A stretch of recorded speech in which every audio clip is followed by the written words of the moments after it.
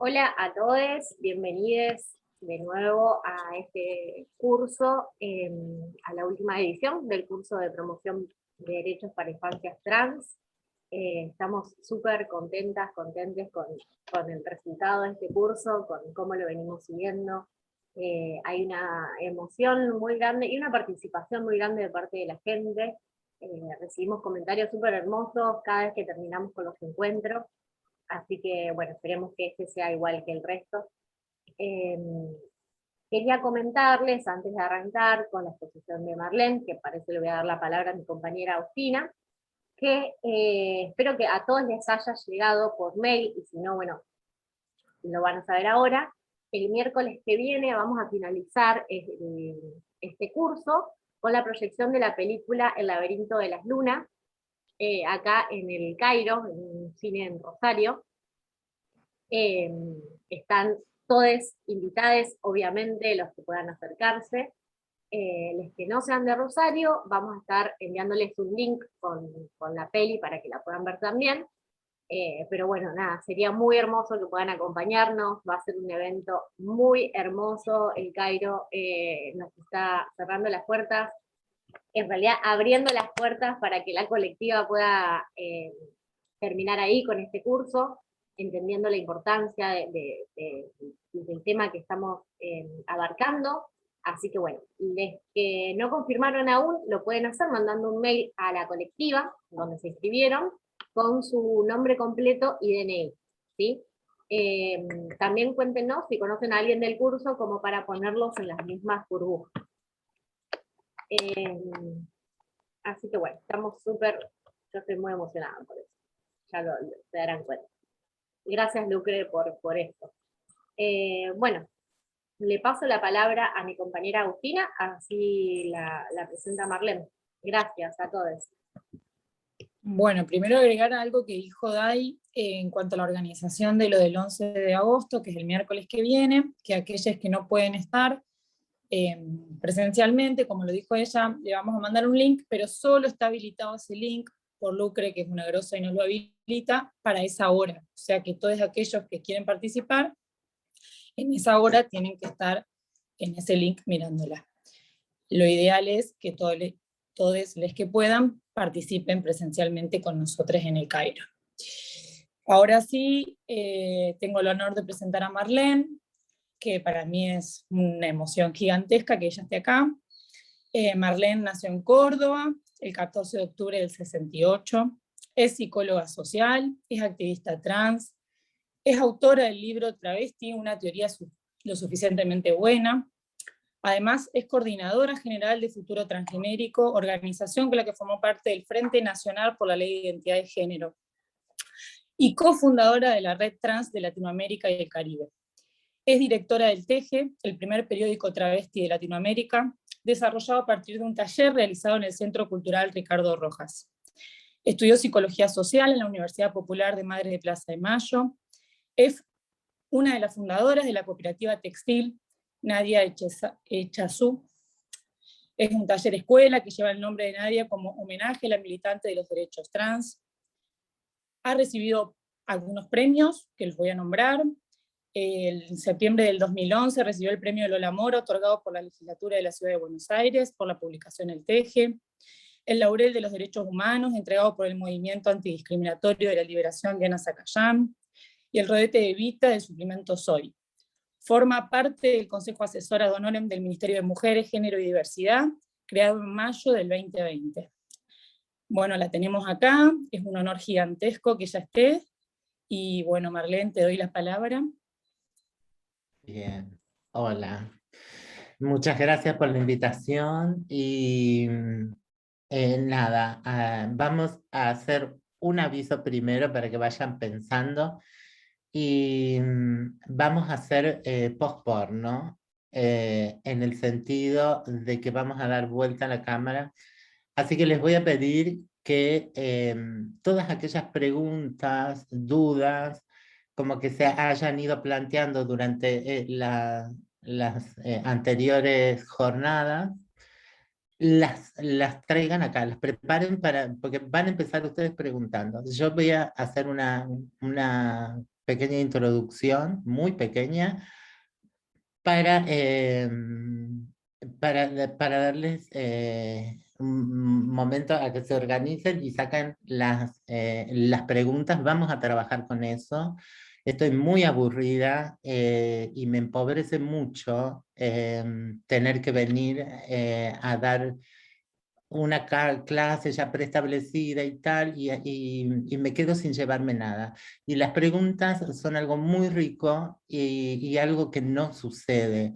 Y algo que nos sucede a las comunidades, sectores, etnias y demás, eh, como grupalidades humanas, es que terminamos empobrecidas, porque llegamos hasta un momento y obvio, están, el movimiento asimilacionista es tal que finalmente aplauden cualquier cosa y entonces una no puede crecer. Y yo ya no puedo a los 52 años plantearme volver a la universidad y qué sé yo. Entonces estos son momentos de aprendizaje mutuo. Yo quiero aprender también con ustedes y la pregunta es súper valiosa para eso.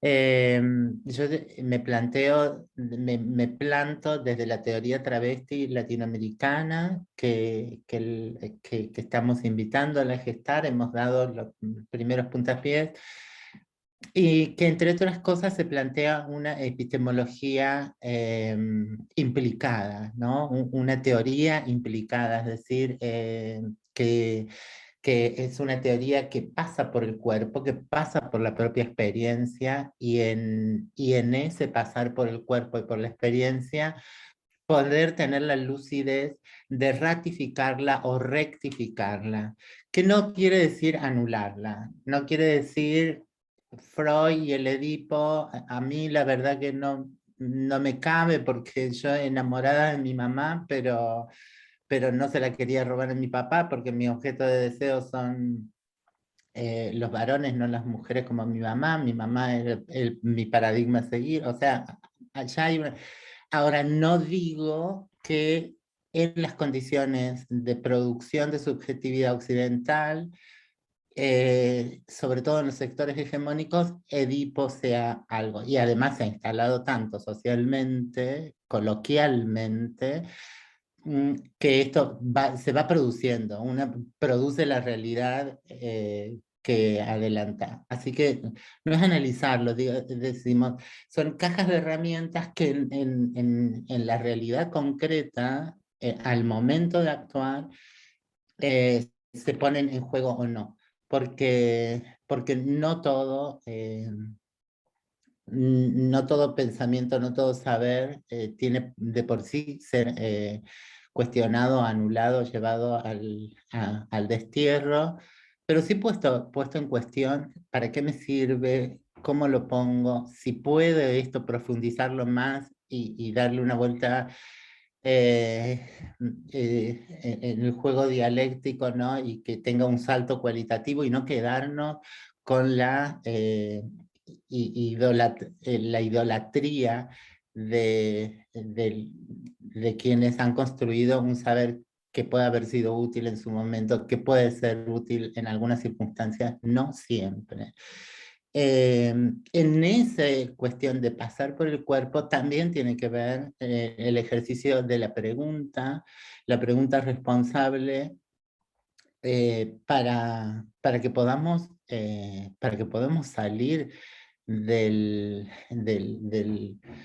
brete del ejercicio permanente que se hace de pedagogía de la colonia, donde estamos tan colonizadas que solo estamos respondiendo a los preceptos dentro de esa lógica colonial en donde estamos subalternizadas como región, como país, como la mitad del hemisferio.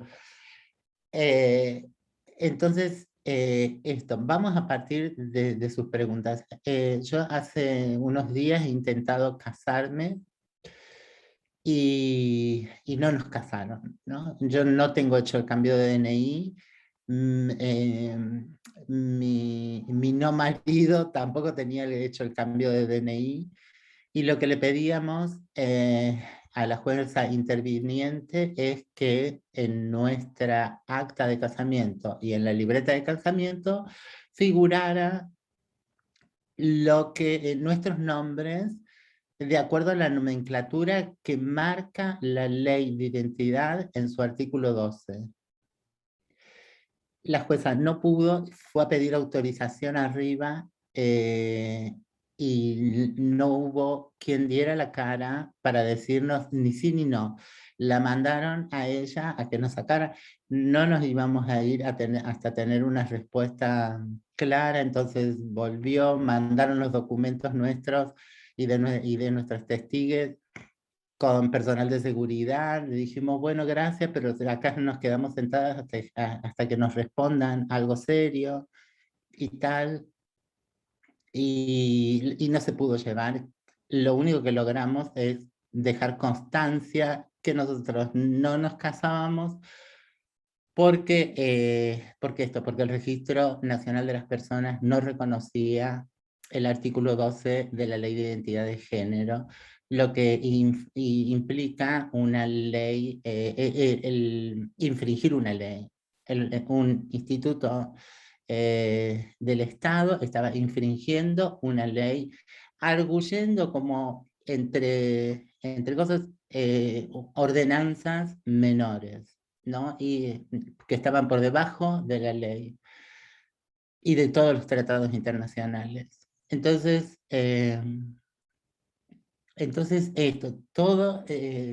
todo este gran cuerpo último, desde matrimonio igualitario, ley de identidad de género, culpó al travesti trans, todo lo que se va produciendo por aquí, ley de educación sexual integral, código civil, las nuevas, los nuevos ajustes a la ley a los derechos de niños, niñas y adolescentes. Todo existe teóricamente en el marco legal. Ahora, en la práctica no está sucediendo y no estamos reaccionando, creemos, como corresponde a cómo se suceden estas cosas, ¿no? En principio, lo que se comete en los juzgados sistemáticamente con la población travesti trans es prevaricato. Y ningún juez o jueza es puesto en duda y revisado el caso y que sufran o que sean multados, llamados la atención, penados, corridos del lugar. No lo sé, yo no tengo por qué estudiar abogacía para eso, pero siempre hay se pagan consecuencias, sobre todo si se cometen delitos, ¿no? Y entonces de eso se trata, saber cuáles son sus preguntas y sus dudas, para ver si acá las podemos zanjar en base a lo concreto y trabajar de manera concreta, porque nuestra experiencia es que llegado el caso de haber hecho todo un esfuerzo comunitario para lograr determinadas cuestiones, ahora está el decreto que nos pondría una X en el coso, y al momento de ser entregado el primer documento con una X, sufrió la declamación de compañeros de estar enteramente disconformes con eso, con algo muy básico. No se nombró ninguna de las identidades. En un decreto que supuestamente venía a resguardar o englobar ciertas identidades, nunca se nombró ninguna identidad. Y la X, si algo es la no identidad. Podría haber sido una T y haberles dicho, bueno, esto es trans y acá estamos no binarios, travestis, transgéneros, transexuales. Podrían haber sido muchas cosas para negociar si se hubiesen sentado a hablar con los activistas. Eligieron la peor salida. un tachón, una X, lo no representado, lo único que falta es que pusieran NNs, son están las legítimas hombres, las legítimos mujeres y todo el resto, ¿no? Somos el etcétera. Así que como esto tiene consecuencias muy graves sobre las subjetividades, sus biografías, sus sentires y demás, no se trata de cuán progresistas pueden ser, se trata de que logren entender, vamos a dar vuelta al ejercicio y vamos a ir a abrir el micrófono para que pregunten todas aquellas dudas, vamos pregunta por pregunta, a ver qué no comprendieron de estas jornadas anteriores o de otras cosas, qué es lo que les parece una contradicción, y lo desandemos, porque si no es empobrecedor. La realidad misma lo muestra. Si les parece. Adelante.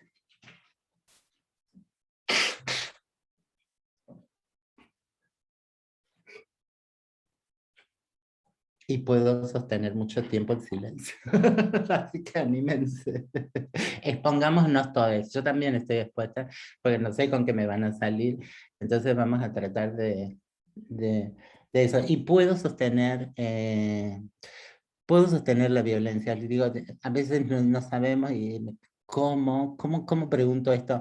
Bueno, pregúntenlo crudo, yo estoy curtida, o sea, no creo, nadie va a ser peor de lo que me ha sucedido en los calabozos. Así que estoy preparada para soportar la violencia y para entender de dónde viene. Así que vamos a intentar resolverlo. Si les parece, bueno, perdón, estoy sin cámara porque vine a la compu, van anotando las preguntas acá en el chat, que yo lo tengo abierto, y yo las voy leyendo, y bueno, Marlene contesta. Yo quería hacerle una pregunta a Marlene, acá en Vale. Mercedes. Vale. En realidad, bueno, de la clase pasada, en realidad hablamos mucho sobre cómo capacitar, al final se fue hablando de cómo capacitar a los profesionales sobre este tema, porque me parece que es un punto súper importante, como profesional de la salud también lo digo, ¿cómo creen ustedes que se podría abordar desde las universidades? Porque, no sé, yo soy especialista en nutrición, por ejemplo, y esto que vos hablabas recién es muy claro. Hoy en día se sigue dando la nutrición para hombres, niñas y niños, para hombres, mujeres de determinada edad, y a mí me ha pasado tener que tratar a lo mejor hoy en día con personas trans que a lo mejor después de toda la consulta se están yendo y me dicen que son trans. Y yo muchas veces, obviamente como todo esto es muy nuevo, en mis primeras veces me ha pasado de decirles, ay, bueno, ese era un dato a lo mejor importante. Y después decir, no, perdóname. Y explicarle por qué a lo mejor es importante. Por lo que se hablaba el otro día del tema de la carga hormonal, de que el metabolismo, cómo funciona diferente en los diferentes sexos. Entonces, me parece que la parte, la capacitación de los profesionales y la parte de la educación es algo que hay que ir a pleno con eso, porque en las áreas de salud no se está capacitando a la gente hoy en día. Sí, me parece que es así y no se está, y lo más serio es que no se está investigando. Seguimos las personas trans siendo el conejillo de India en el quirófano o en la mesa clínica. No hay una investigación específica y que tenga tiempo y la complejidad que se necesita, ¿no? Con el tema de la hormonización, es todo un tema porque es exactamente lo que pasa cuando vino pasando con la transexualización, de que se mete mano y una vez que se mete mano, ahí se para. Bueno, quedó una vagina bien, quedó un pene más o menos funcional, le salió barba, está desarrollando sus senos, no sé, lo puntual.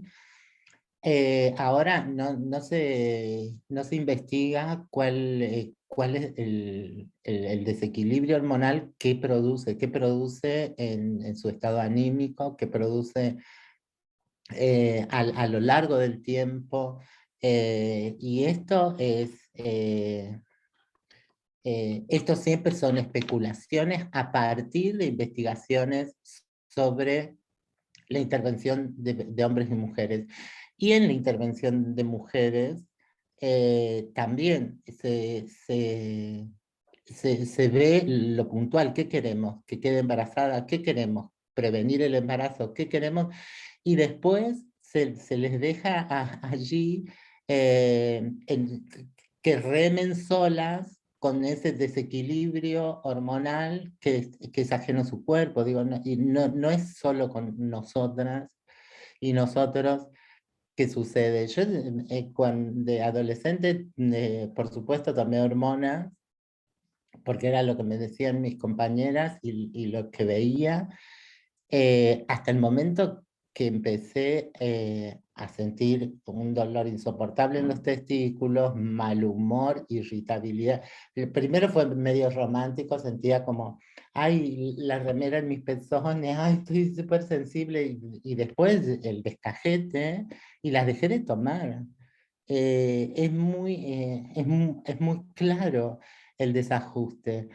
Lo que estamos acostumbradas las personas es a la sobreadaptación. Si esto es lo que hay que hacer yo pago el precio. Y entonces me vuelvo loca, y entonces trabajo 12 horas, y entonces, sí, hago todo el trabajo, le sirvo cafecito al jefe, me banco que me mire el culo, esto, el otro, y estamos en la sobreadaptación hasta que estallamos en la casa. Después no podés dormir ni nada, pero soy funcional. Y no tenemos esas lecturas profundas, y no tenemos, y como pacientes o como usuarias y usuarios del sistema de salud, nuestra voz está total y absolutamente descalificada.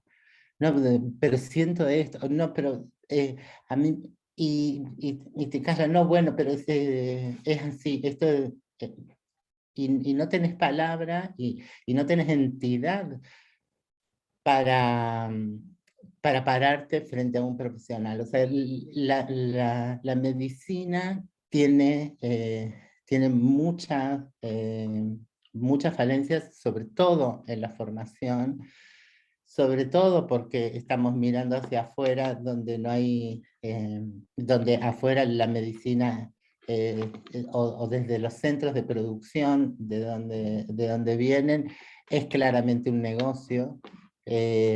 Aquí tenemos salud pública, y eso debería entenderse en profundidad. Es la salud que construimos entre todos y todas, con personas que estudian muchísimo para saber específicamente temas de la corporalidad, pero la otra parte que también sabemos qué nos pasa, qué necesitamos, y que podemos tomar decisiones respecto de las propuestas que nos hace el sistema de salud. Y, y parte del arte, porque también es importante que entendamos que todos los oficios, las profesiones, los trabajos, tienen que tener un arte de llevarse adelante, y una ética, una estética y una ética de cómo se lleva adelante. Y entonces hemos llegado a un punto tal que la comunidad trans no se le puede decir eh, nada, porque es pobre, quieren sus tetas, o pobre, quieren su mastectomía, esto, el otro, porque tienen tanta culpa que no pueden tomar el camino de una confrontación responsable, ¿no? Si lo sacamos del mundo travesti trans, ¿no? Y nos pongamos yo no soy travesti, pero sí he perdido un brazo en un accidente. Entonces, la medicina, no se me puede cuestionar a mí, quiero tener mi brazo de nuevo. ¿Quién me puede negar el deseo obvio de querer volver a tener mi brazo como lo tenía, total y absolutamente funcional? La responsabilidad del cuerpo médico, de la ciencia, es decirme cuáles son las posibilidades. Mira, no te puedo dar el brazo en los términos en que lo querés. Va a ser un brazo mecánico, va a tener algunas conexiones nerviosas, vas a sentir esto, vas a sentir aquello, la estética todavía no la logramos, esto, el otro, va a ser bastante funcional, vas a poder agarrar un vaso pero no un tenedor. Todas estas cuestiones que me preparen concienzudamente, y esto está ya legislado, ¿no? El consentimiento informado, debidamente informado. Y esto no sucede, en general se nos invade con un concepto de medicina y cómo debe ser este concepto. Y eh, entonces, no solo es capacitarnos, que las universidades se pongan en punto, sino que las universidades se piensen las maneras de producción de conocimiento y que vuelvan a ser en rigor lugares de investigación y de progreso. No puede ser que la medicina esté por detrás de las personas que le eludan, la hackean y usan. Hay cuestiones a ojos vistas, como el uso irrestricto de la medicación psiquiátrica. No puede ser que un mundo, no sé, inconmensurable. Yo no tengo muchas amigas y amigos cis que no estén psiquiatrizados. Y me cuesta pensar que, que, que la historia de la humanidad que se ha desarrollado sin esa tecnología médica se sostuvo en base a qué. ¿Por qué de repente, desde la modernidad para acá, empezamos cada vez a ser más psiquiatrizadas y ahora nos atrevemos a psiquiatrizar a las infancias? Cuando esto no sucedía. Ese ejercicio de sostener una estrategia que puede ser momentánea, que puede haber un desequilibrio psíquico, químico, mental y un montón de cuestiones a ser abordadas, pero claramente está construido por estas formas de sociedades actuales. Antes no sucedía, y entonces, ¿por qué ahora sucede? Que no se piense por qué cada vez hay más personas celíacas. ¿Es solo porque somos más población y entonces los números aumentan? O intolerancia a la lactosa, intolerancia a la fructosa, o sea, el mundo parecía ser un Edén hasta cierto momento, hasta que nos hemos empezado a intoxicar. Hemos intoxicado el mundo y eso nos intoxica, y que busquemos el paliativo de la hipermedicalización como respuesta, es una respuesta enferma en sí misma. Yo lo que quiero es volver a comer tomate con sabor a tomate, es tener la certeza de que el agua para consumir es incolora, insabora e inodora, como nos enseñaban de chicas y como encontrabas en cualquier pozo, y que esa agua no tenga transgénicos. Entonces, que la respuesta sea más tecnología para los daños que hemos hecho a partir de las distintas tecnologías aplicadas a la producción y a la reproducción de la vida, ya nos parece un gran horror, ¿no? Entonces, las personas travestis o transexuales quieren ser mujeres. ¿Pero por qué quiere ser mujer? Y porque las mujeres no las matan, no las escupen en el subte, no las prostituyen, no las cosas. Entonces, trabajemos, no medicalicemos, trabajemos por una masculinidad no prostituyente, por la inclusión laboral, por la valoración de todas las personas más allá de sus identidades, en lugar de querer robotizarnos y hacernos a su imagen y semejanza, porque en eso, ese es el ejercicio de sobreadaptación. Tenemos que parecernos a un original que no existe, porque a partir de los estudios desde el punto de vista interseccional, después esto no existe. Si bien esto es un patriarcado, no todos son patriarcas. Tenés que ser blanco, tenés que ser titulado, tenés que ser propietario, tenés que estar en ciertas conexiones, no cualquiera.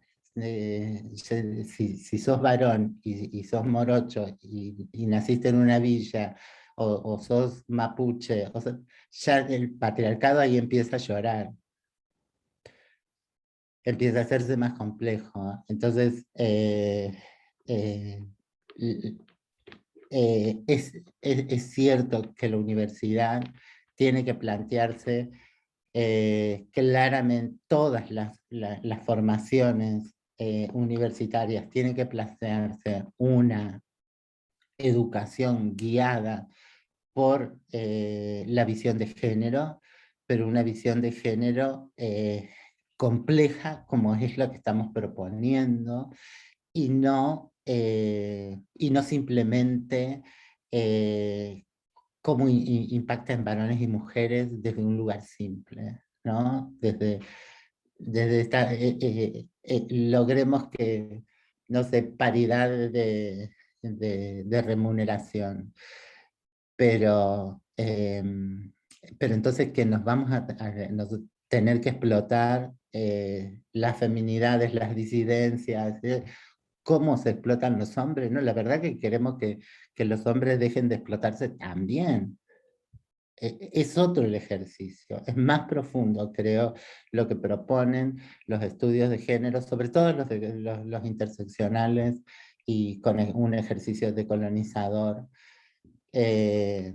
porque si no simplemente estamos intentando como ver cuáles son las cajitas y cuál sería la verdad esencial de cada una de esas cajitas en donde hemos taxonomizado la experiencia humana. Y la verdad que la experiencia humana tiene estas posibles diferencias, pero, pero se rigen más o menos en los mismos términos. La carne es como la carne, ¿no? Y la espiritualidad se está perdiendo. Yo no canso de asustarme, ahora no tanto porque estamos encerradas, pero previa a la pandemia, la cantidad de madres y padres en el colectivo con una criatura y embobados con su celular.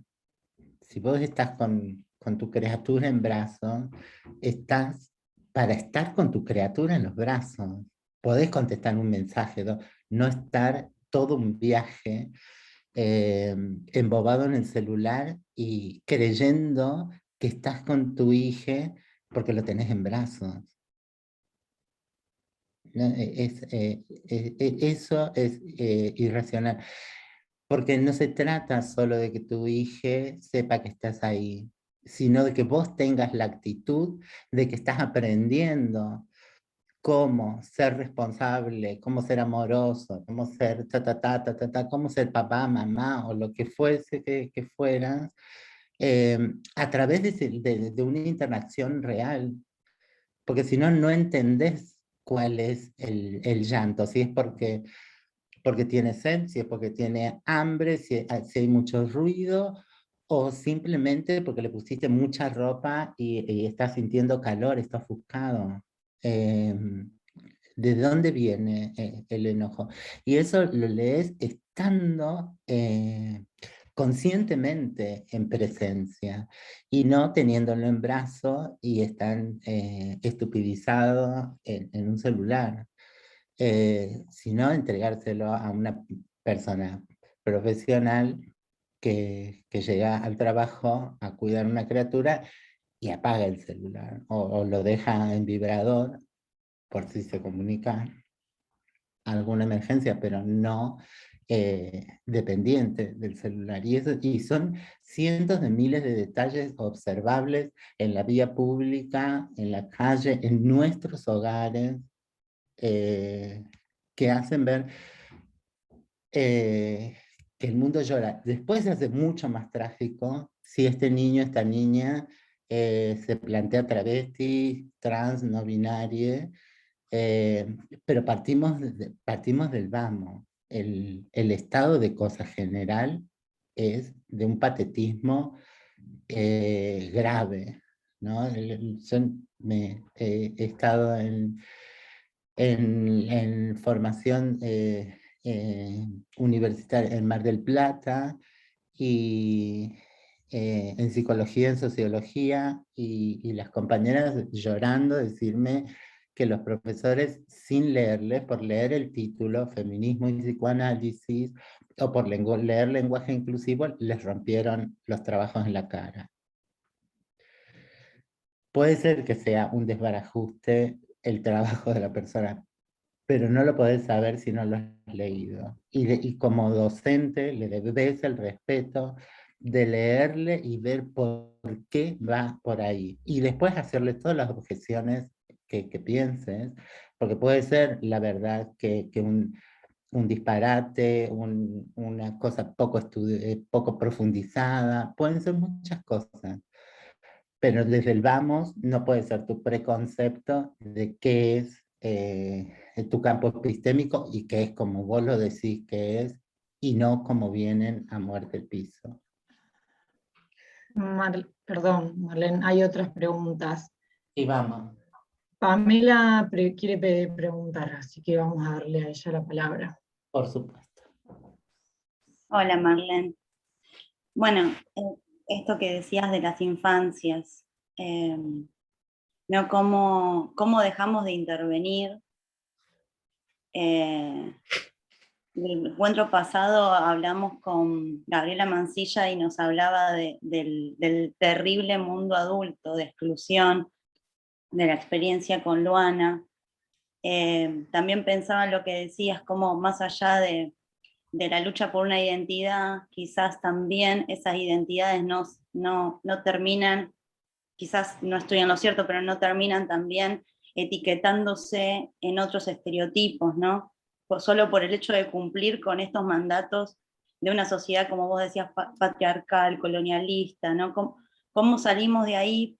Porque si aún en el Estado, en los distintos poderes, no están reconociendo las leyes por las que se lucharon justamente para el reconocimiento de esos derechos, ¿qué podemos hacer nosotros como parte de una sociedad como para hacerlas cumplir?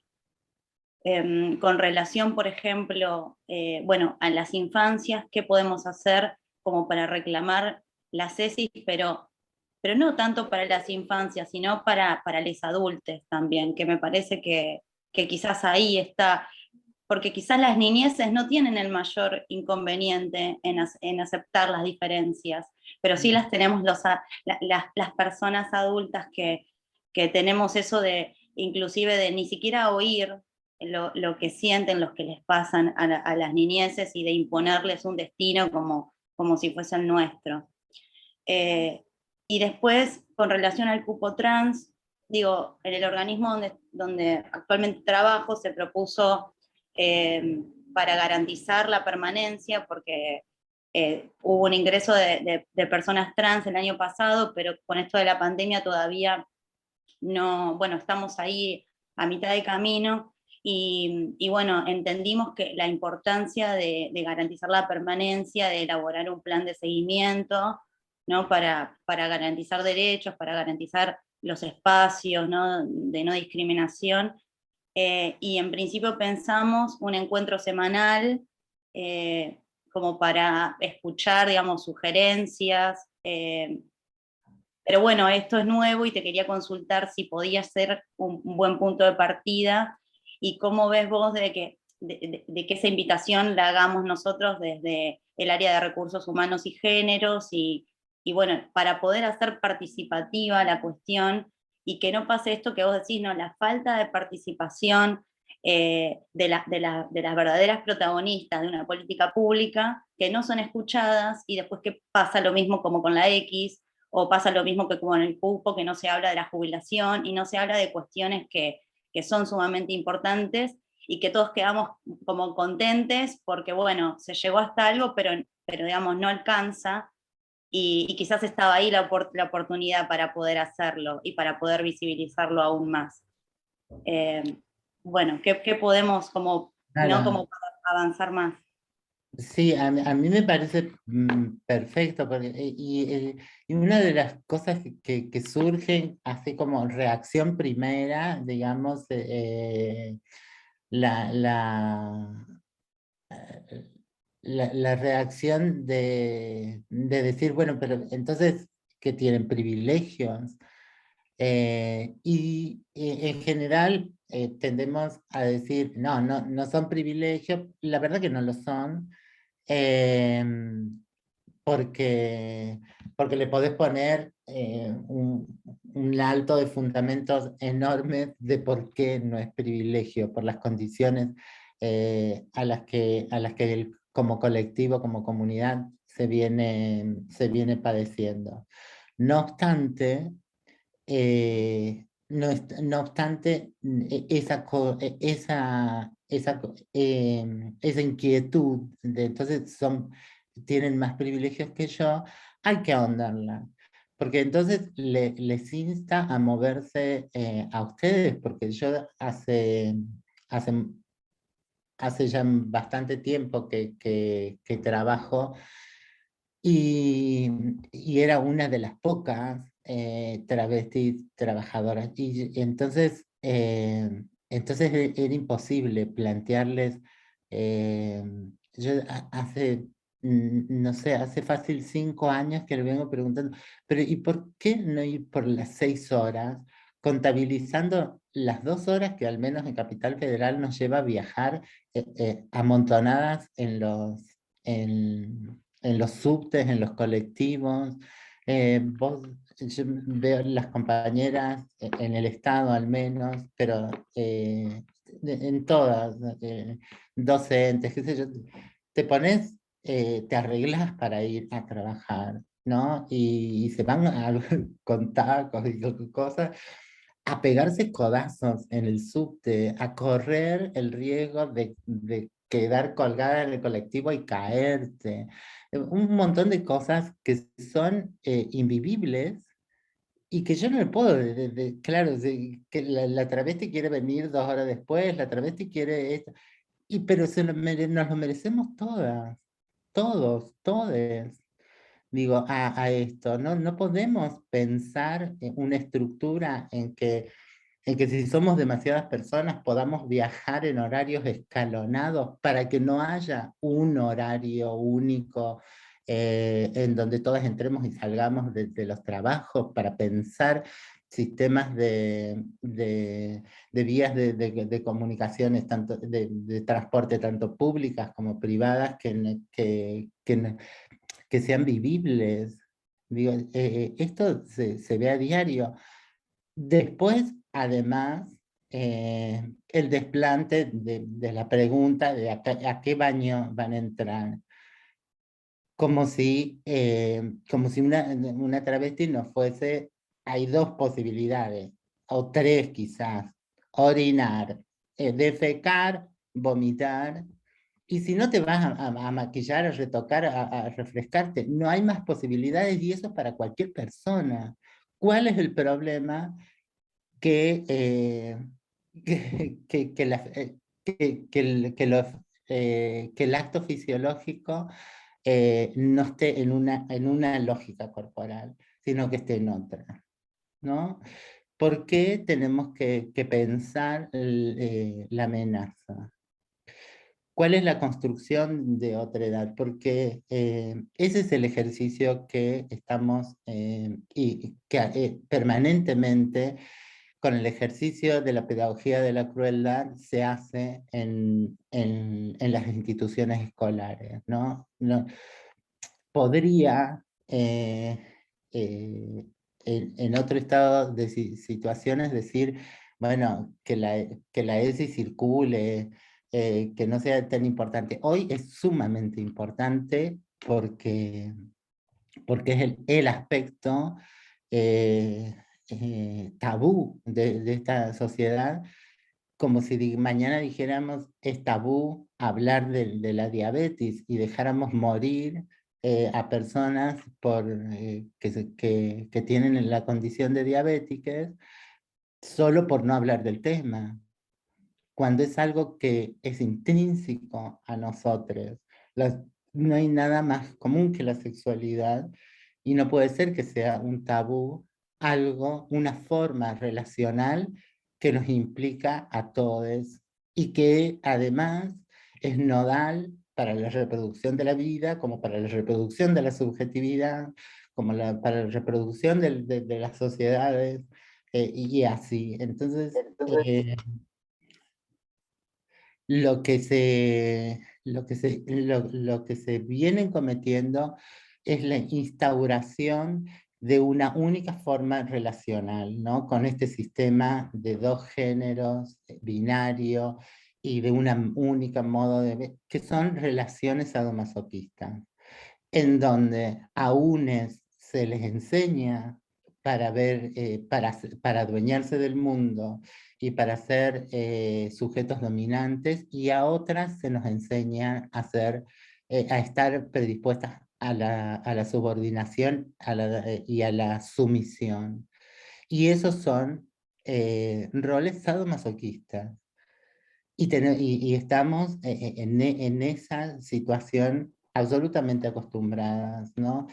El, la diferencia que nosotras hoy podemos observar a lo largo de nuestro recorrido, hemos podido ver entre masculinidades y feminidades travestis trans, es que es esto: nosotras a los 8 años pegamos el grito, nos vestimos, nos cachetean, nos cortan el pelo, peleamos, gritamos, porque como hemos sido socializadas como varones, tenemos absoluta conciencia, o una mayor conciencia, mejor dicho, de lo que es la autonomía. Entonces no nos dejamos pisotear ni por mamá ni por papá.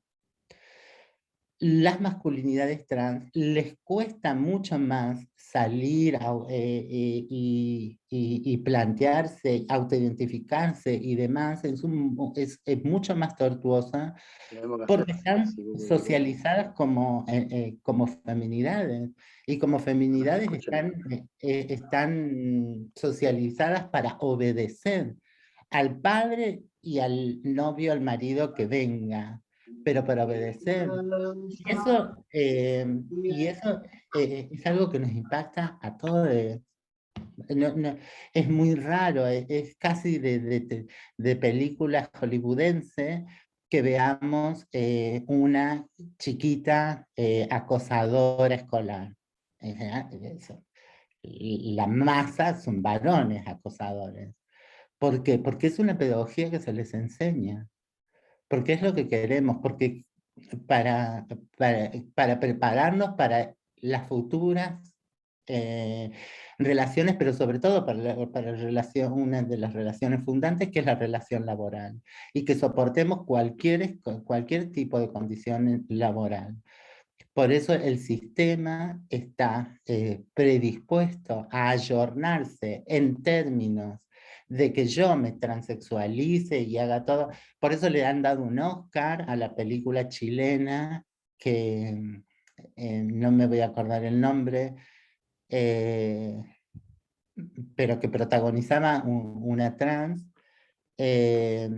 y Hollywood le dio un Oscar porque lo que mostraba esa persona trans era que hiciera lo que hiciera la familia de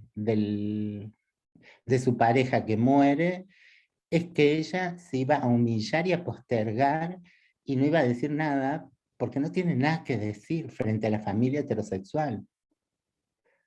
No tiene nada que decir. En el momento en que todas las mujeres de Hollywood están plantándose con el Me Too, Hollywood le da un Oscar a esta película que les está diciendo así se deben comportar las mujeres. No les importa si tienen vagina o si no, si la construyeron o qué. Lo que les importa es la sumisión. Lo que le importa son ese tipo de relaciones sociales, que después son relaciones laborales, y que el hombre puede soportar esas relaciones también de humillación, porque le dan la promesa de que en tu casa sí sos el rey, de que tu casa vos levantás la voz, que todas se van a callar, tus hijos te van a obedecer, tus hijas te van a obedecer, porque son relaciones introyectadas a modo tal que logran el extremo, que una madre y un padre desconozcan a su niño o a su niña porque dicen no ser lo que se le impone ser, que es ser nena o ser varón. Y entonces eso habilita algo que ninguna otra bestia en el planeta haría, ¿no? Desconocer a su propio hijo, salvo a su propia cría, salvo en condiciones así como como particulares. Un pingüino que se cae de su nido, bueno, el hecho de que se caiga el nido, hay un desconocimiento de las madres, o qué sé yo, pero son cosas excepcionales. Eh, que, que las madres y los padres, al menos en Latinoamérica, desconozcan y demonicen a sus propios hijos, sucede a partir del ejercicio colonizador de Occidente con ese binarismo, con fines reproductivos, con esos fines reproductivos para un capitalismo incipiente en ese momento, que les quería como fuerza de militar y de trabajo, ¿no? Es como muy frustrante decirles, como tener que plantear esto que bueno, no estamos hablando de discriminación de género y qué sé yo, y ahora resulta que yo soy una pobre estúpida, o pobre estúpido, que me creo, que veamos la realidad, digo, la población travesti, la población afro, las diferentes etnias, todos estos discursos subalternizados, estamos planteando una interpelación desde un punto de vista, pero con una visión mucho más grande, que tiene que ver con que podamos identificarnos todas, todos, todes, con esos ejercicios de sumisión. Porque la verdad que, no sé, desde este punto de vista, que es totalmente ínfimo e inferiorizante, que es la situación travesti, nos parece absolutamente ridículo un país peleando como se pelea por un concepto como la grieta. Que son estúpidos. Que quieren que una persona rica, que Bern nos gobierne porque es millonario, y preferimos que gane plata las multinacionales a costa nuestra, digo, no hemos podido salir de un mínimo acto emancipatorio como estados, pero realmente no somos independientes y, y la verdad es que esto lastima el ego, pero desde las hormigas que estamos intentando esto, la posibilidad de que nos incluyan, la posibilidad de que nos dejen de discriminar, la posibilidad de que nos dejen de asesinar en crímenes de odio totalmente infundados.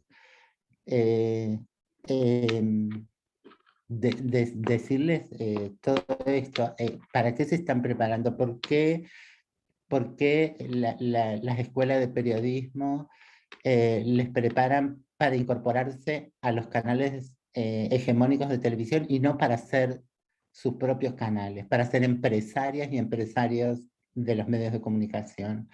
¿Por qué, al cuerpo, a quienes se están preparando en medicina, no se les enseña medicina y tienen que aprender muchas más normativas de cómo adaptarse a las corporaciones médicas?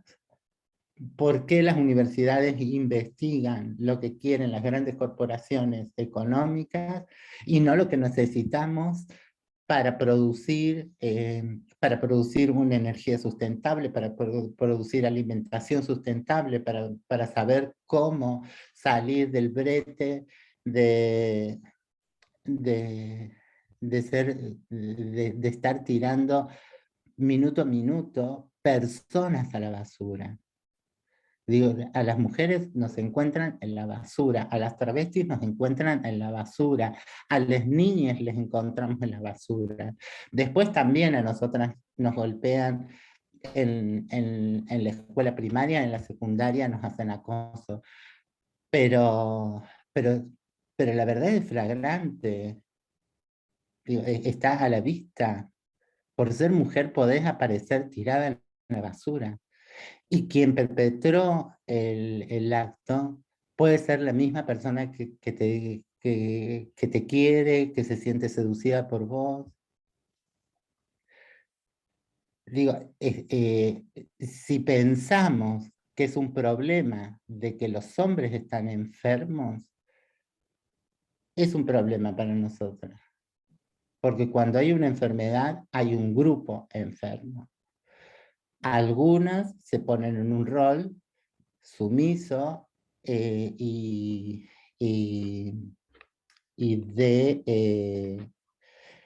codependiente, y a otros se ponen en los roles dominantes y demás.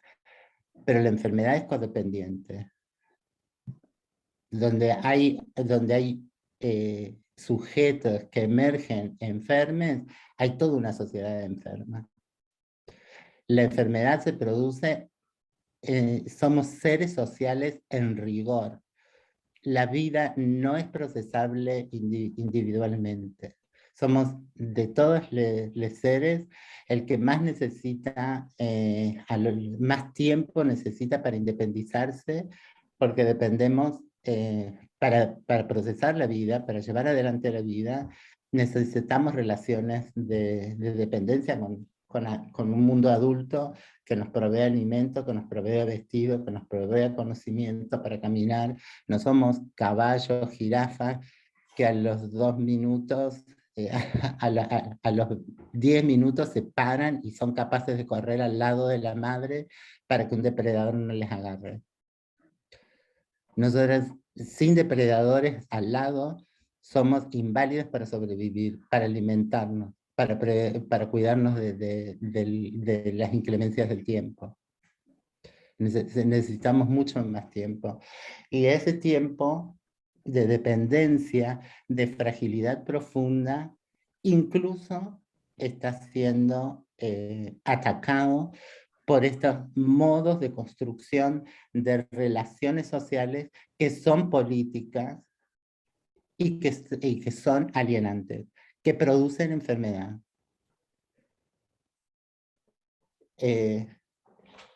Nos toca bailar con la más fea, dirían los cosas, Marlena, sí. Dale, sigamos con No, preguntas. perdón, que no sabía si habías terminado. No, está bien, está bien. Ustedes córtenme. Voy por la próxima. Lau Almoa quiere hablar.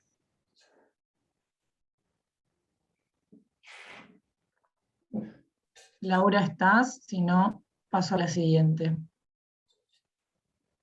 Hay que desmutearse. Bueno, vamos entonces por la próxima y después vuelvo a Laura si está. Verónica Alaria. Bueno, hola, ¿qué tal? En realidad, bueno, un placer escucharla. Marlene, la verdad que quedo, como siempre que se la escucha, y me lleva a pensar otras cosas. La pregunta que había pensado, no sé, se me fue por otros lugares. Yo soy mamá de una niña transgénero de 3 hijas, pero la menor es una niña transgénero, tiene 13 años. Y la escuchaba a Marlene y para mí fue un re bajón el año pasado, cuando ella quiso aplicarse los bloqueadores. Y yo digo esto, ¿no? ¿Qué me tendría que bajonear tanto a mí, ¿no? Pensaba, se me había ocurrido, qué sé yo, porque hace años venimos acompañando, que ella podía romper esto, ¿no? Decir no, o voy a probar no. Pero es su cuerpo, su vivencia, su subjetividad, ¿no? Y a la vez ella me dice, ¿no? Yo no quiero ser la rara. Y es como una lucha como constante entre esto, ¿no? Entre acompañar, sostener, escuchar, y por otro lado, no asustar tampoco, ¿no? Esto que trae Marlene, o sea, hasta qué punto en el cuerpo de ella, va a tener que probarlo, ¿no? En su cuerpo y en algún momento decir esto, no quiero, sí, o quiero seguir, o quiero más, o doy con la apuesta. Y en el medio sosteniendo, y es muy fuerte, yo siento lo externo, ¿no? En casa puede ser recontra cuidada y hablamos mucho y deconstruimos los mitos románticos y las maternidades, pero ella va a su escuela y se encuentra con ese mundo de nuevo y ahí, ¿no? En esa tensión constante, es como que poder pensar, bueno, Marlene siempre habla de las infancias y para mí es la gran deuda que tenemos, ¿no? Las personas adultas, la gran deuda que tenemos con nosotras mismas y con nuestras niñeces, pero es como un cotidiano. Cuando uno cree que tiene la batalla ganada, el sistema entra por algún lugar, entró por una publicidad, entró por una amiguita, entró por el pibe que le gusta, no sé, por algún lado entra y en esto, ¿no? De constituirnos todos los días, como armar la red, todo el día. Y vos decís, ya está, y se te armó un agujero en la red, y otra vez pasa. En esto por ahí también de poder constituirnos constantemente en redes, ¿no? En otras redes, por fuera de lo que nos ofrece el sistema, es como un laburo cotidiano y a la vez en escucha. Nada, preguntarle a Marlene sobre eso, ¿no? Sobre estas niñeces y adolescencias, cuánto, ¿no? Cuánto se puede sostener y cuánto hay que acompañar y bueno, y con todo el dolor ver que la persona va experimentando, como habré experimentado yo siendo así y hétero también, ¿no? De la misma manera. Bueno, nada, con todos los miedos de mamá, nada más que eso. Sí, sí, digo, poder sostener poder sostener con la mejor entereza la posición y decir, y estamos acá y vas a ir encontrando, porque no son la única, ¿no? Las niñas les pasa a los varones. Son raras las excepciones en las que llenas más o menos los casilleritos como para sentirte que ganaste en el mundo. La verdad que el resto crecemos con mucha fragilidad, salvo que le pongamos inventiva. Y esa inventiva yo creo que solo la podemos encontrar cuando tenemos un grupo de pares. Las escuelas deberían trabajar los espacios donde entre pares puedan pasarse las experiencias de, de todo lo que sienten, ¿no? Porque la verdad que el primero de los errores, creo yo, del sistema educativo es estarles acostumbrando a que tienen que ser evaluados. Sobre todo en el primario, ¿no? Porque no es solo la evaluación en matemática, en química, en lengua y después la educación física. Esto se pasa a todos lados, nos acostumbramos a evaluar las personas y la experiencia humana. Y la verdad que no hay trabajo sobre nuestra espiritualidad, sobre nuestras formas de relacionarnos, sobre nuestros principios éticos. Eh, y demás que hacen, qué es lo que podría quebrar las formas, ¿no? Que en última instancia quiero ser una forma legible de alguna buena manera por el contexto. Y esto es blanco, flaquita, rubia, atractiva y de una única forma. Y entonces no podemos comprender la sonrisa, el humor, el ingenio y las diferentes características que nos conforman persona única e irrepetible, ¿no? Ese objeto de arte que siempre digo yo que deberíamos ser, yo como objeto de arte para ofrecerme al mundo. Entonces, sí, en última instancia, ir logrando tiempo, ¿no? Es como las estrategias para decirle, no te vas a tatuar hasta que no tengas los 18, no sé, porque no son las únicas maneras, los únicos no que les ponemos a nuestros hijos, pero, pero la verdad que tenés que conseguir alguien, una profesional, una amiga, u otra tía, alguien que le diga, eh, al menos decime que te masturbaste 3 veces y que sabes lo que es eso, ese placer, y que estás dispuesta a perder ese placer, que vas a entregar ese placer, porque aun cuando te pongas los bloqueadores después y después te hormonices, qué sé yo, vas a tener esa cosa mm, es terriblemente diferente con la experiencia entre las personas que se prostituyen y las personas que son tratadas, ¿no? Las personas que se prostituyen se ha quebrado de manera tal la subjetividad, desde niñas han sido abusadas por un abuelo, por un padre, han sido menospreciadas, no sé, entonces la verdad que hay tan poco amor propio que este sistema les ha cooptado y pueden ser libres y prostituirse, sentir la sensación de libertad, porque yo elijo si me voy a prostituir a Mar del Plata o a Buenos Aires, porque yo elijo si esto o lo otro.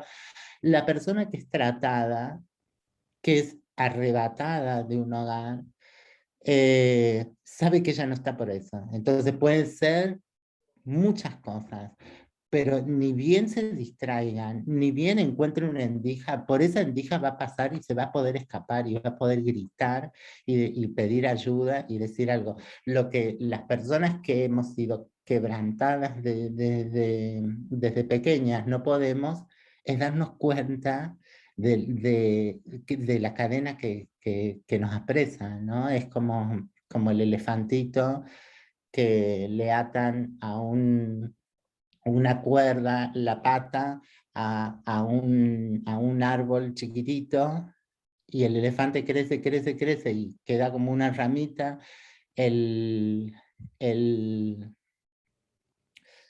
el árbol al que está atado, pero no insiste en romperlo, aun cuando tiene la capacidad física, porque se cansó de niña de querer zafarse y no ha podido. Eso se ha hecho sistemáticamente en la India para domesticar a los elefantes.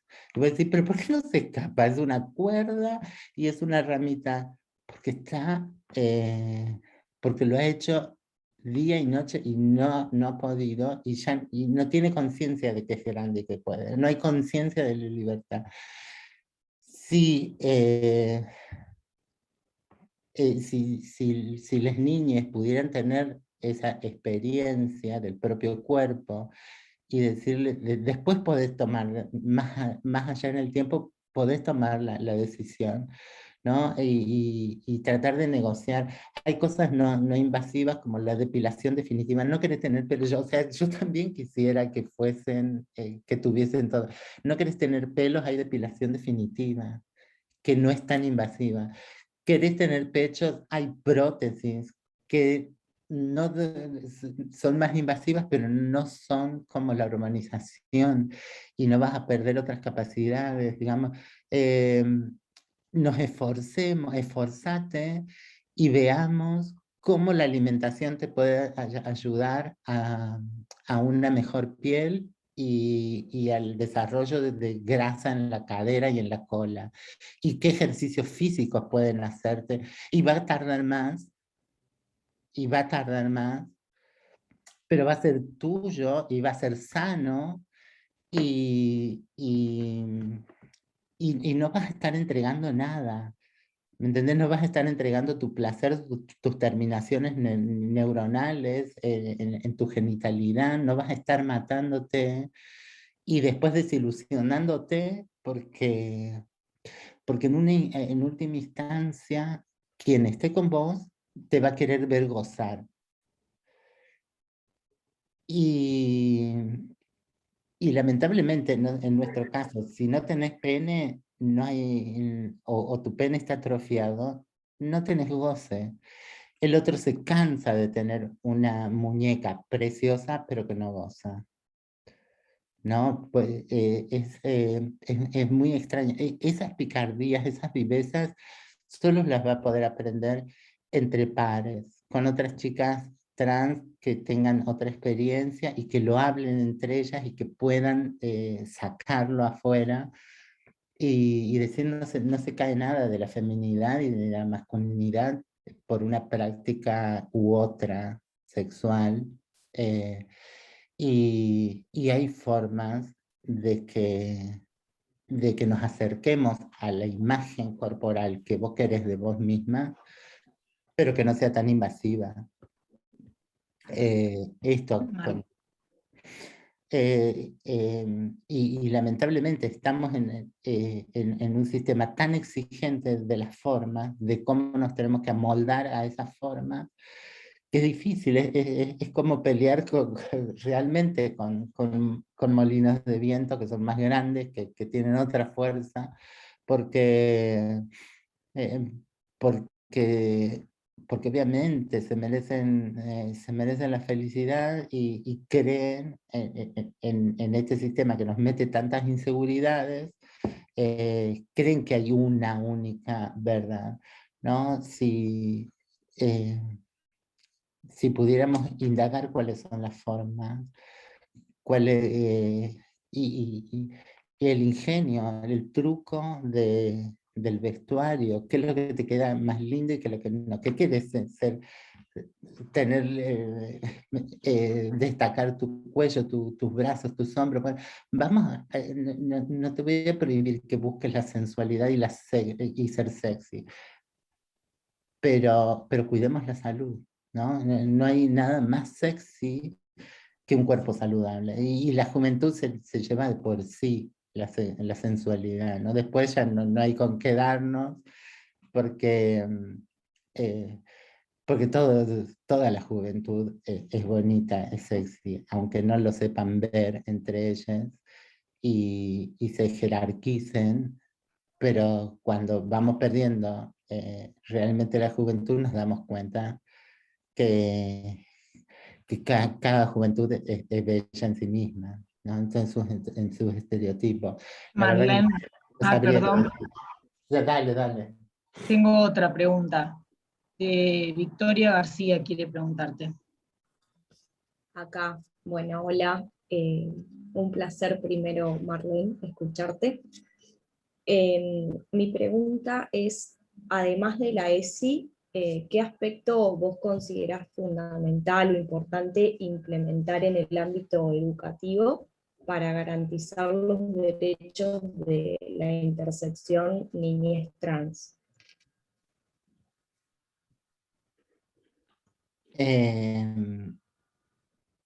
Yo que la posibilidad de esto que traía, ¿no? Como hace un rato, del grupo de pares, de otros espacios de diálogos. No hemos sabido construir espacios de diálogos de confianza suficiente para que las niñas nos vengan a decir, me dicen el gordo siempre, o me dicen la flaca, yo soy el puto, yo soy esto, yo soy el otro. Y que podamos allanar y hacer conciencia de eso, ¿no? Entonces, conseguirles un grupo, tratar de trabajar la grupalidad para ir en contra de esto que vamos, que nos formatean y que nos... El problema es el ejercicio de diferenciación, ¿no? De diferenciarnos permanentemente, que nosotros vamos en contra del paradigma de la otredad, ¿no? Y Sartre que decía, el infierno es el otro. Realmente lo han construido así, el infierno es el otro, porque no hemos podido construirnos como muchas culturas originarias, muchos pueblos de cultura oral que tienen la conciencia de que soy yo en comunidad, somos yo nosotros, y por eso nosotras proponemos la nostredad, la construcción de nostredad, y las infancias, claramente por una cuestión hasta física, se diferencian del mundo adulto. Ellos siempre van a ser infantes, adolescentes, y el mundo adulto, todos somos los viejos, todos somos los otros. Bueno, que aprendan a construir nuestra edad para sostenerse mutuamente, no para pensarse otros, pensarse enemigos, pensar eh, eh, que atacando a lo otro es el defenderse. No hay que defenderse. Tenemos que defendernos, tenemos que abrazarnos y defendernos en comunidad. Que realmente los lazos que creen sean otros de los que hemos aprendido nosotros. Y, y eso se da a partir de la acción, del arte, de las cuestiones, incluso del deporte, que tienen que ver con que se vean sus potencialidades, con que salgan sus potencialidades y que el resto les pueda apreciar. Lo lindo que juega el fútbol Manuela, lo lindo que baila Jorge, lo lindo y que veamos y que podamos apreciar, ¿no? Hoy en día, la verdad que hay un paradigma tan egocéntrico de que esa otredad siempre nos va a atacar a nosotros, aunque no nos estén ni mirando, la presencia está introyectada, ¿no? Me va a ver fracasar, me va a ver cosas, están siempre los dos miedos básicos que tenemos, que es a la pérdida y al ataque, y están en permanencia. Entonces, que la escuela debería ser un espacio-tiempo otro, donde no les estemos preparando para el trabajo, para el empleo, para nada.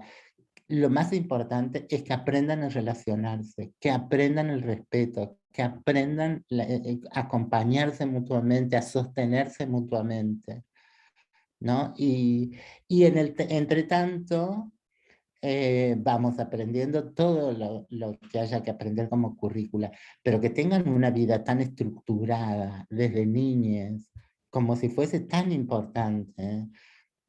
Si no lo aprendemos en pandemia, que nada es tan importante como estar juntos y podernos disfrutar y podernos acompañar, sabernos acompañar y saber que molestamos incluso, porque digo, ¿por qué está tan histérica la gente de que no pueden saber? Si nos hubiesen dicho antes no van a ir a trabajar, no van a ir a estudiar, hubiésemos saltado de alegría. Ahora pasó, nos quedamos en casa y casa se convierte en un infierno. Los padres y las madres no aguantan a los niños no aguantan a los viejos, quiere todo el mundo salir. Es como un sin razón, digamos, a tal punto que en la opinología las personas no nos hemos fijado en aquellas otras familias que han tenido la pérdida de un ser querido y tienen que escucharnos a nosotras decir que me quiero ir de vacaciones o que quiero salir a comer una pizza con amigos y cerveza. Hay gente que perdió la vida, que han perdido seres queridos, digo, ¿no? Y no estamos bien. Entonces digo, la posibilidad de volver a lo comunitario, a lo pequeño, a la dimensión humana y que lo puedan preservar para que puedan crecer y puedan adaptarse a las formas laborales, a las formas de producción, pero que sepan que hay formas comunitarias de sostén mutuo que nos pueden salvar de la alienación de la enfermedad. ¿Hay otra pregunta? Marlene, acá tengo otra persona que quiere preguntar, Gastón Santamarina. Bueno, hola Marlene. Hola. Antes que nada, agradecerte infinitamente, porque bueno, entiendo que la sociedad un poquitito más libre e igualitaria en la que vivimos hoy, con millones de cosas todavía para caminar, es fruto de muchas personas, entre ellas vos, muchos, que han luchado durante décadas, así que en principio agradecerte eso. Y mi pregunta va orientada hacia las niñeces, pensando un poco, digamos, hoy tenemos la ley de identidad de género que incluye a las niñeces, a que toma el caso de las niñeces, pero las obliga al transicionar, al tener que plantarse frente al mundo adulto, a decir, yo no soy eso que me inscribieron, ese nombre no es mi nombre, yo me identifico de otra forma. Y bueno, pensando un poco eso, cómo resolver eso para no tener justamente que forzar a las niñeces a plantarse a un mundo que muchas veces, muchos o poques en realidad han tenido la suerte de tener mamás, como bueno nos contaba Gaby Mancilla en el encuentro pasado, de acompañar a su hija, pero en muchos casos no, digamos, y muchas son expulsadas de sus hogares y con todo lo que ello implica. Pensaba, digo, como una posible opción, y quería saber cómo lo veías vos, seguramente vos también lo has pensado un montón, de como un proyecto a futuro, como una demanda también al Estado, el no tener que inscribir a las niñeces con un sexo en la partida de nacimiento y algo que después, el día de mañana, se tenga que rectificar y algo contra lo que haya que luchar en pos de la identidad. Digo, obligar de esta forma al mundo adulto a que tenga que escuchar a la niñez y que, no sé, por ejemplo, a una determinada edad sea la niñez la que vaya y le diga al Estado, presentándose en un registro civil, yo soy esto, yo me identifico así e inscribime de esta forma. Y no, digamos, de esto, ir a una rectificación. Pero bueno, quería ver cómo lo pensabas vos. Sí, yo creo que tendríamos en principio que ver muchas propuestas, pero volver a la ritualidad, ¿no? En algún punto. Ver cómo, porque siempre puede ser fallido, pero es esto precisamente que vos decís, que tener la conciencia de que ejercemos violencia, porque una imposición es violencia. Entonces, quizás las niñas, no sé, en Brasil esto coloquialmente está saldado porque son as crianzas. As crianzas son as crianzas, menos de 10 años son as crianzas y no son las ni los, son as crianzas. quienes están en crianza, ¿no? Entonces tienen salvado eso, como no hay género. Después, yo no sé si no podríamos ponerle un nombre. La verdad que nosotros nos manejamos tanto con... deberíamos estudiar, ¿no? Estudiarnos, porque después, al final, es de mi bebé, mi bebito, mi osito, mi no sé qué, y la verdad que Manuel, María y qué sé yo, porque es una violencia, yo a veces me tocaba ver en el Ministerio de Trabajo, tenías que contactarte con alguien nuevo, ¿no? Y ponías María no sé qué. La lista de María era interminable. Digo, de ser una copia de María Eugenia, María de las Nieves, María Laura, María, no sé qué. Son interminables, o sea, yo creo que sí, habría que esperar a que las niñas se dijeran cómo quieren llamarse y acercarle y proponerle, te gustaría como el abuelo, te gustaría como este, esperar un tiempo, porque también se van a querer poner, no sé, Increíble Hulk, y bueno, dale, pensémoslo un poquito más, porque el Increíble Hulk después es como un tatuaje puesto a cosas que después te vas a arrepentir para el resto de tu vida. Digamos, ir escalonando, pero la ritualidad de las culturas orales, en donde a los 12, a los 16 años, a través de un rito se presentan y nos dicen qué quieren ser, si quieren ser cazadores o si quieren ser, no sé, por más que siempre va a haber una porción de estereotipo, ¿no? O se quieren quedar en las casas, no sé, hay un trabajo antropológico hecho en un pueblo original en Paraguay, y llegan y les preguntan por las mujeres, y ellos les preguntan, ¿las mujeres que paren o las mujeres que crían? Y ahí claramente estaban las travestis, ¿no? En la traducción esto es así. Siempre es más complejo, ¿no? Pero al menos en la traducción nos dicen, porque ellos concebían que había feminidades capaces de parir y otras feminidades que criaban y educaban, y que serían, no sé, nuestras travestis, nuestras trans. No lo sé, pero en principio esa desconfianza que tenés vos me parece ideal, de no ejercer la imposición de ponerles ni un sexo, un género, y tal vez tampoco un nombre, ¿no? Ir viendo cómo se va dando, porque la verdad que en la primera infancia esto es obsoleto. En general, bebé, solcito, cariño, esto, no, son mi cucu, y es todo muy gutural.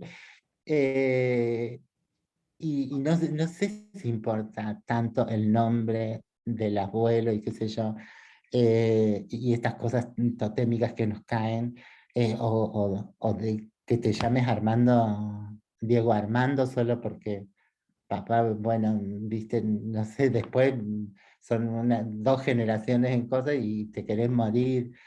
Fue un ídolo de tu época, ya, no, o sea, no sé, siempre es una mala herencia.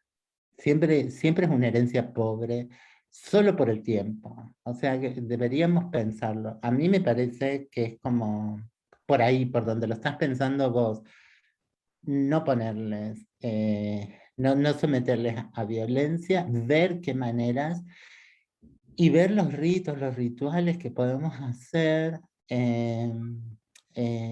para que se presenten, y nos digan realmente quiénes quieren ser y qué consideran importante, porque no es solo nosotras y nosotres, sino, y sobre todo, los varoncitos también, ¿no? Que se puedan plantear una masculinidad sin preconceptos y que sean otros varones y que no les cueste tanto ejercicio de deconstrucción, sino que sostengan, bueno, hoy está pasando, los varones ya no tienen ganas de... no es solo que se compran botines de fútbol que son magenta, es mucho más profundo, no tienen ganas de sostener la masculinidad tal y como se viene sosteniendo. Quizás sean precisamente aquellas masculinidades que tienen un poquito más de privilegios, que tienen otra información, que navegan por redes, que les llegan otros productos culturales. Y esto lo deberíamos extender y democratizar, pero tampoco los varones tienen por qué cargar esto y no están con ganas de cargar esto. Es como ese precepto religioso de los hijos pagarán las culpas de sus padres, y la verdad que no tienen por qué pagar.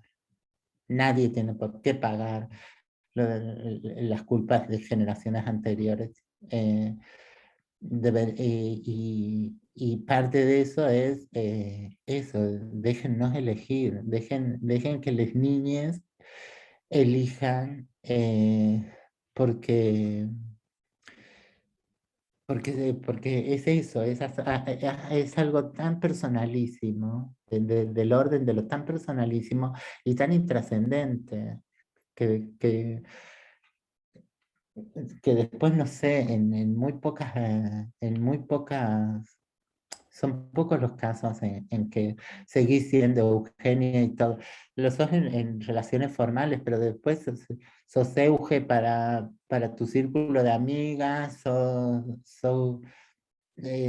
sé, pilla para tu otra, no sé, hay tantas formas en que nos vamos nombrando y que nos vamos independizando, que la verdad que es para pensar. Marlene, hay otra pregunta de Silvina Caracas, perdón. Hola Marlene. Hola. En primer lugar, quería como recordar y contarles que trabajo en el Bolsón, en el organismo de niñez, y Marlene durante muchos años vino al Festival de la Diversidad, que se hacía siempre acá, y hubo un año, hace un montón de años, hace como 6 años, yo coordinaba con otra compañera un área de ahí de la oficina, y le invitamos a Marlene, ya que estaba acá, a venir a charlar con las personas que trabajaban ahí, y no solo digamos, convocamos a las personas que eran profesionales u operadoras, digamos, comunitarias, sino que también hicimos que estuvieran quien estaba en la mesa de entrada, el chofer, el que hacía el mantenimiento general de la oficina. Digo, me parece que o sea, fue una experiencia hermosa. Hubo gente que, bueno, que se levantó y se fue, pero más allá de eso, digo, hace 6 años no hablábamos tanto de estas cosas, pero fue una experiencia hermosa, y me parece que o sea, recapitulando ahí, quien preguntaba qué podemos hacer para formar profesionales, me parece que va por ahí, y que va por ahí no solo con las personas que por ahí tienen una profesión, sino que va con, en el caso de organismos públicos, va con todas las personas que están en esa institución, no solo con quienes tienen algún saber, ¿no? Eso por un lado. Y por otro lado quería preguntarte, por ahí es medio tarde y puede dar para un montón de charla, pero quería preguntarte vos, cuando decías esto de la teoría implicada y la idea de, bueno, de pasar por el cuerpo y por la experiencia, y a partir de ahí ratificar o rectificar, pero nunca anular. Me interesa un montón esto, y te quería preguntar, en tus años, digo, ¿no? Bueno, de pasar por el cuerpo y por la experiencia, ¿qué cosas fuiste ratificando o rectificando?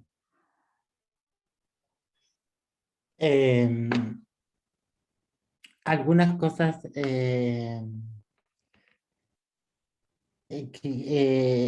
creo que algo a ratificar es esto, los momentos de paz para el diálogo, ¿no? Y donde la frecuencia baje. Digamos que pasemos de la televisión, que es abrumadora, a la radio, que es otro tiempo, que es otra pausa, que nos escuchamos, la posibilidad de escuchar y de generar la empatía en la escucha, las maneras de contraponer posiciones y y que estos modos sean...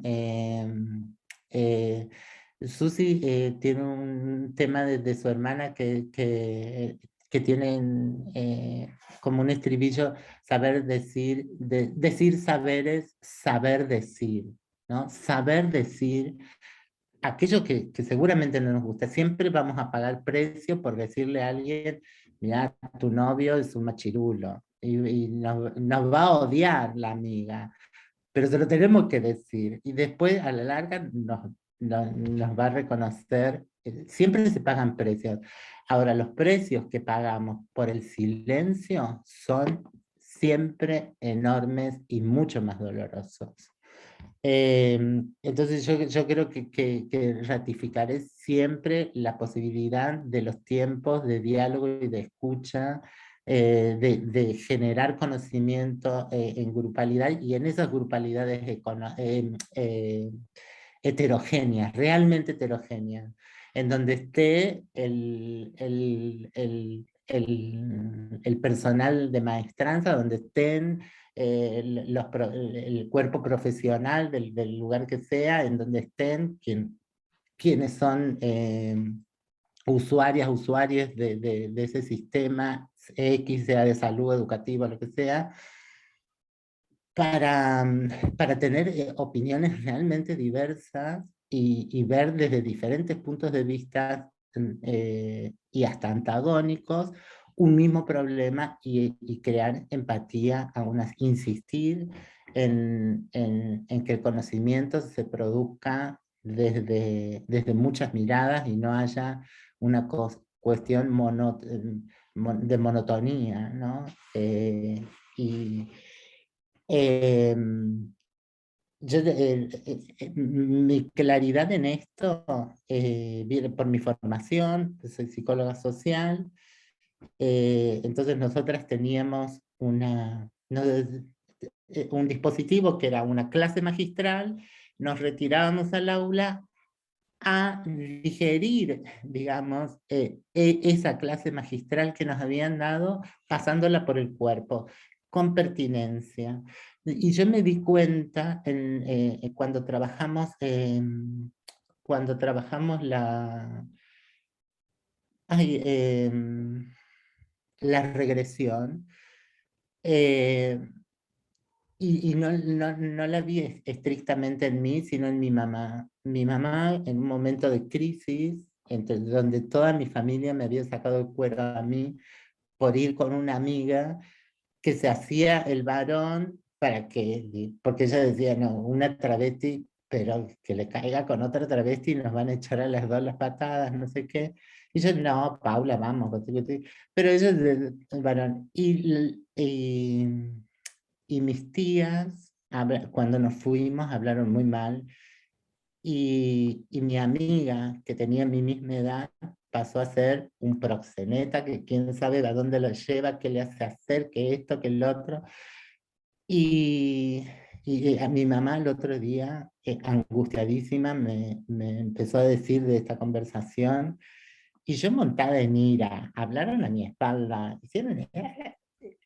Pero de repente me di vuelta y la vi a mi mamá, que mi mamá estaba en un pedestal para mí, la mujer más fuerte, era la mujer maravilla, y después venía mi mamá. Y sin embargo la vi, y era una niña que no sabía cómo actuar, porque no sabía qué iba a pasar con mi papá cuando mi papá volviera del trabajo, cómo le iba a pegar todo esto. Y cómo iba a actuar ella, porque ella era ama de casa, porque no podía agarrarme y irse con sus hijos a otro lado, porque no tenía plata, porque no tenía recursos, porque era huérfana, y me cuenta la historia, su historia, que nunca habíamos sabido, y era que ella perdió a su papá muy preadolescente. Su mamá se junta con otro hombre, y este hombre intenta abusar de ella, pero ella, como se había educado con un papá que la quería, sabía que sí, que no, se escapa de este tipo y corre hasta la comisaría. En la comisaría lo llaman a su mamá, le cuentan lo que relata la nena, y su mamá dice, la nena está confundida, bueno, vamos a casa y lo vamos a discutir. Y mi mamá no, que no iba a volver, que ese hombre no, que... El comisario, por suerte, se sintió superado y llamó a un juez de menores, y mi mamá ahí dejó de pertenecer a esa familia. Y cuando yo la veo, que ella está relatándome esto y se está desintegrando subjetivamente, la desintegración, y era una niña que inmediatamente me convierte a mí en adulta, de yo tener que defenderla, abrazarla, sostenerla, y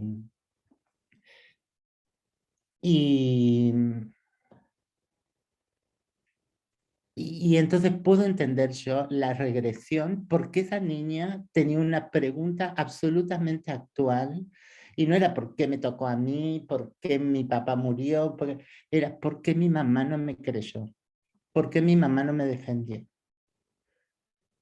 Y era esa niña a la que había que responderle.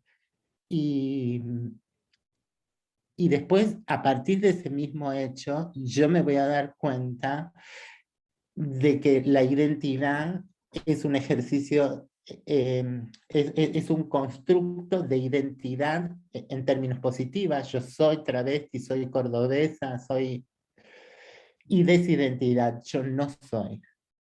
Porque a partir de ese momento, esa niña dijo, yo no soy de esta familia. Ella se construyó huérfana. Y nosotros jamás supimos. Fue la primera persona a la que se lo comentó, fue a mí, y fue por el terror que tenía a que volviera mi papá, y se le caía el mundo, porque también lo amaba a mi papá, pero no sabía si iba a venir y me iba a decir, te vas, no te quiero en mi casa, y no sé qué. Esto no sucedió, mi papá me abrazó de todas maneras, pero el mundo se le cayó a mi mamá, ¿no? Y yo la vi en regresión. Así pude entender y sostener esta idea. Hay momentos en los que regresamos a esa pregunta, a ese momento en que nuestra subjetividad ha sido quebrada y que para poderlo sostener negamos, ¿no? Bueno, hay un ejercicio de negación que como sujetas sostenemos, porque la verdad es tan cruel que si no nos desintegraríamos. Entonces, nada, digo, es así de implicada y así de profunda, y no quiere decir que en otros casos algo que no nos haya pasado o que no podamos corroborar o que para ese momento no sirva, sea descartable. En otras situaciones, pero es en esa situación, ¿no? Es con estas comunidades, con estas personas, en este momento, ¿qué herramientas voy a usar? Y todas las personas sabemos, no sé, en las ciencias jurídicas también, qué argumentos van y qué no, porque hay innumerables, digo, casi todos los fenómenos que nos pueden pasar son contradictorios y complejos, ¿no? El derecho a la libertad de expresión. Bueno, pero no se puede hablar de nazismo. No se puede reivindicar el nazismo. ¿Me entendés? La libertad de expresión tiene límites. No se puede dar discursos de odio, pues, ni homilías de odio, ni discursos periodísticos de odio. No se puede. La libertad de expresión también tiene sus límites. Digo, siempre hay. Entonces, ¿qué cajas de herramientas y qué principios están en contradicción, y cómo vamos a resolver en esa situación particular, para esa situación particular? Porque defender a rajatabla uno u otro principio es absurdo. No se puede decir porque no, bueno, hay cosas que sí se pueden decir, y la libertad de expresión, bueno, pero no siempre. Y si estamos en un aula y cómo lo hacemos y el grado de, eh, de desarrollo de las personas a las que le estamos hablando, si estamos en un lugar de poder o no, todo eso tiene que ver con esta cuestión de la implicancia, de implicarse, de cómo me implica a mí, porque si yo les explico que ser travesti, lesbiana, bueno, es una taxonomía absolutamente enciclopédica. El problema es que entendamos a cada quien cómo este sistema patriarcal, discriminador, diferenciador y tal, nos impactó a nosotras. Si soy nena, si soy varón, si soy mujer, cómo me impactó a mí. Y es en ese ejercicio de volver a la experiencia infante, concreta o adolescente, donde creo que lo podemos ver mejor, ¿no? Yo, por ejemplo, otra de las cosas, yo tuve una experiencia bastante poco común para todas las chicas, para todas mis compañeras. Yo no puedo decir que sufrí el bullying. No es que no me hayan dicho cosas, pero se sabía que yo era la mariquita y qué sé yo. Pero yo tenía una capacidad de lectura y no estaba dispuesta a caer en desgracia. Y yo sé perfectamente qué performance hice, en qué momento particular con una compañera agarramos a un pibe que no era el más simpático del séptimo grado, y con nuestras lapiceras a fuente, delante de todos, fuimos tirándole por la espalda tinta y le quedó el guardapolvo hecho un desastre. Y nuestra presión fue tal que nadie se atrevió al otro día, cuando vino la madre escandalizada a hacer un escándalo, nadie dijo que habíamos sido nosotras. Y todos nos habían visto. Lo hicimos a la vista de todos. Ahí nos planteamos, ahí yo me planteé, digo, nos plantamos medio como psicópatas. Sí, miren lo que hacemos. Y lo hacemos en tu cara, a ver si sos capaz de decir. Digo, este ejercicio de violencia que yo cometí, lo cometí con las armas, la pedagogía que me dio este sistema para hacer. Era yo o buscaba un chivo expiatorio para que los miren a él y para que a mí me tuvieran miedo. A mí me tenían miedo porque el grupito de nenas, eras varón, yo te bajaba el dedo, no conseguiste novia nunca más.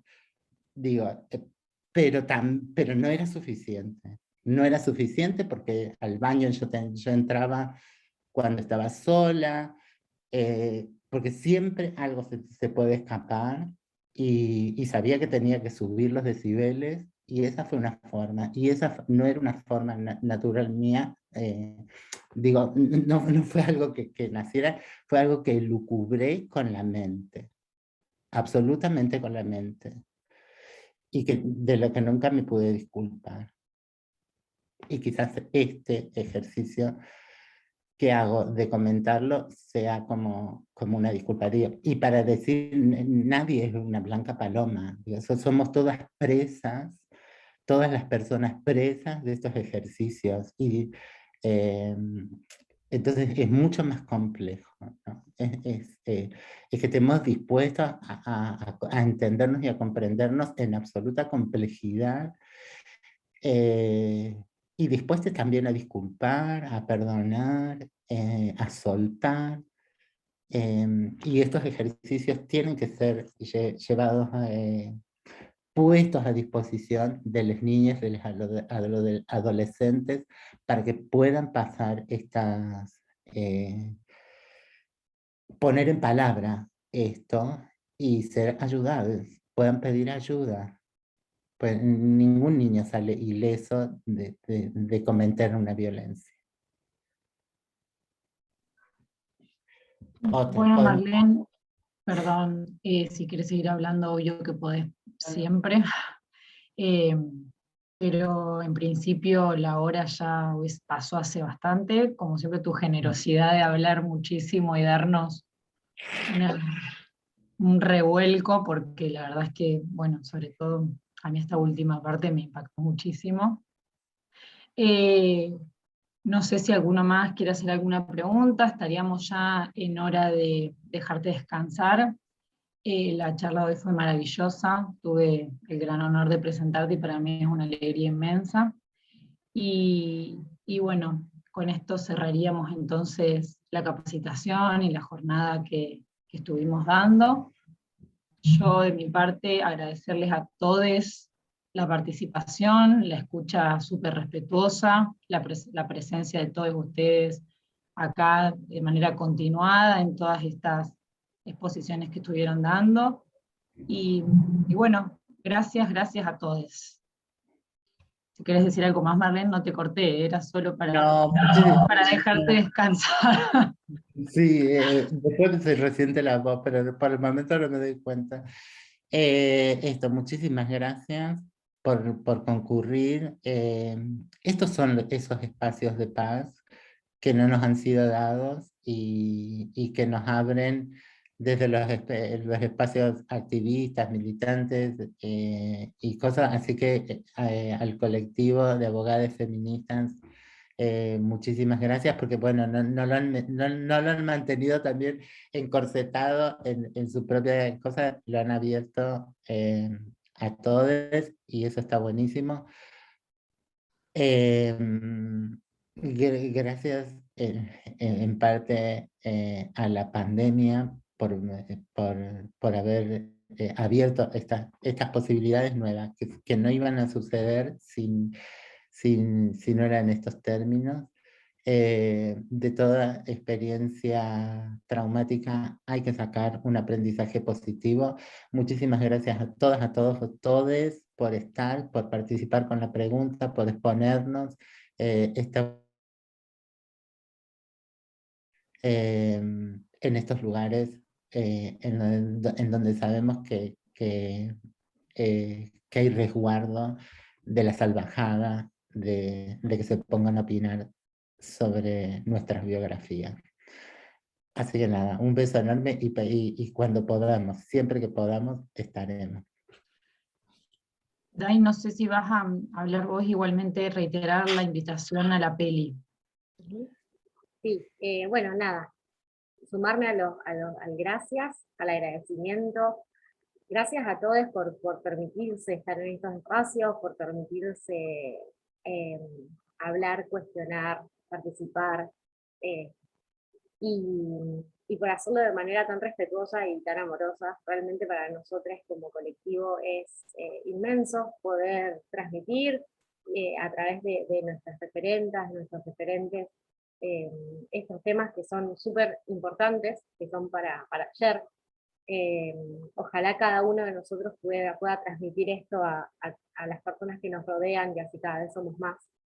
Y bueno, nada, sí que es reiterar la invitación para el miércoles que viene, para el Cairo, a los que quieran participar. Va a ser muy, muy hermoso, y bueno, invitarlos a que sigan siguiéndonos a la cole para seguir concretando estos espacios. Muchas gracias a todos. Nos vemos la próxima. Otra cosa acá más de formalidad también, Dai, que te faltó agregar, fecha límite, por favor, para anotarse, para tenerles en cuenta a todos, es este viernes, por favor, para nosotros poder organizar. Necesitamos que para este viernes se inscriban, así tenemos la lista y ya podemos organizar bien el encuentro. Bueno, gracias. Miguel, nos vemos la próxima. Desde la Cole te amamos. Un besote enorme. Gracias, Marlene. Un beso grande. Enorme. Bye, bye.